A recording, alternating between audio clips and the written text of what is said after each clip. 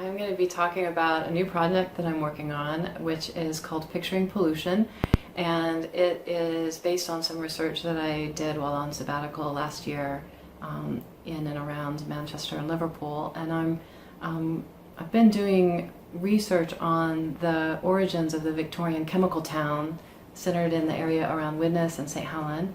I'm very interested in the material presence of alkali in Victorian culture and technology. We think a lot about textile industries when we think about the Industrial Revolution in Britain. At the same time, the alkali industry also was a very palpable presence in the northern landscape. So one of the things I'm interested in that I'll be talking about today is about how the alkali industry was bound up with the visual culture and visual politics of Victorian society, particularly in the ways that waste and labor were being materialized in visual form, tangible visual form, in the 1870s and 80s. Well, so that was kind of an interesting story, how I found out about the photographs, because it was through a family friend who was telling me about a photo album that he had seen growing up in the area around St. Helens that documented some of the atmospheric effects and effects on the physical landscape of the alkali industry in the 19th century. And he wasn't really sure where they were. Anyway, it started a process of looking for them with archives in the area, and eventually led to the first of several other photo albums that have surfaced, some of which were used in the first court cases involving river pollution lawsuits in the world, really, but I mean many of them really based in that area. So some of the photographs that I'll be talking about and that I've been doing research on were used in court cases. Others of them were used to document the development of the alkali trade. Most of these are in local archives.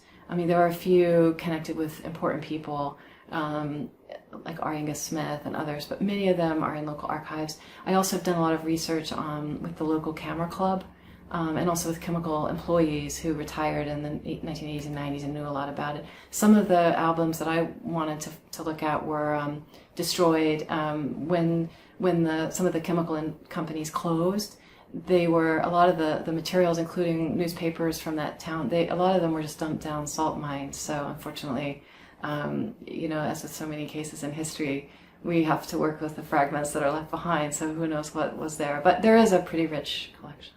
These photographs, by and large, are albumin prints, and they are black and white photographs of, in many cases, defoliated trees, so dead trees. So at a time when a lot of Victorians were very interested in landscape photography, pictorial photography, and beautiful landscapes, most of the photographs that I'm looking at are really ugly physical landscapes. Some of them are also documenting the presence or absence of smoke coming out of factories, which was also used to try to pinpoint where the pollution source was. Sometimes they're photographs of landscapes where it's clear that there's been crop failure. But they tend to be kind of ugly photographs. But they were, and sometimes it's unclear exactly what people were looking at when they were using them to illustrate legal points, for instance. But from looking at the back of it, looking at some of the annotations, we can start to find out a little bit more about how they were used.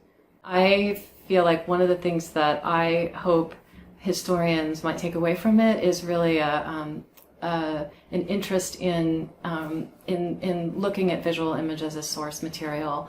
I think that there's so many visual sources that we encounter in the archives, and there's so much work to be done in thinking about the kinds of stories we might tell if we took the images seriously. So I'm really an advocate of the view that we can learn from art history, but we don't have to have an art historical training to just start asking questions about these very rich materials and thinking about what new stories we can tell of them.